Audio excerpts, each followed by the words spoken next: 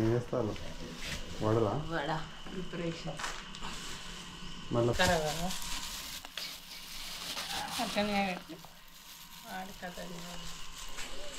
ఇక్కడ మీరు చూస్తున్నటువంటి చాట ఇంకొన్ని ఏళ్ళు అయితే ఇది కనిపించదు. ఇప్పుడు అన్ని ప్లాస్టిక్ చాటలే వస్తున్నాయి. ఇది నా చిన్నప్పటి నుండి ఉంది.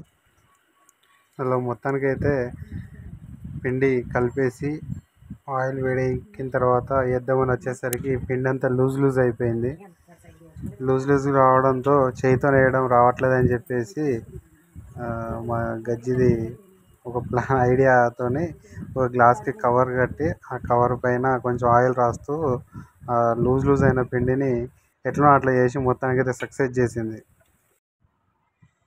ఈ మధ్య కాలంలో చాలామంది బయట ఫుడ్కి అలవాటు పడిపోతూ ఉన్నారు. హోటల్స్కి వెళ్ళి డబ్బులు ఇచ్చి ఇలా ఇచ్చి అలా తీసుకొచ్చి హ్యాపీగా టేస్టీగా ఉన్నాయని చెప్పేసి తింటున్నారు.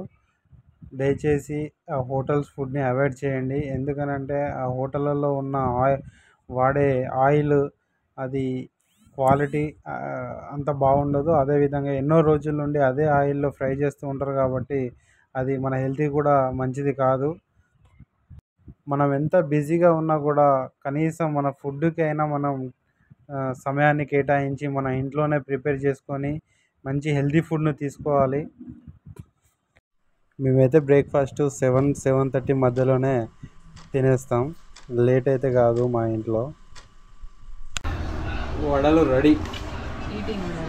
తీసుకురాలి మరి ఎట్లుంటాయో వడలు. ఎక్కువ ఉల్లిగడ్డలు, కొత్తిమీర, కరివేపాకు, పచ్చిమిర్చి ఇవే ఎక్కువ కనబడతాయి.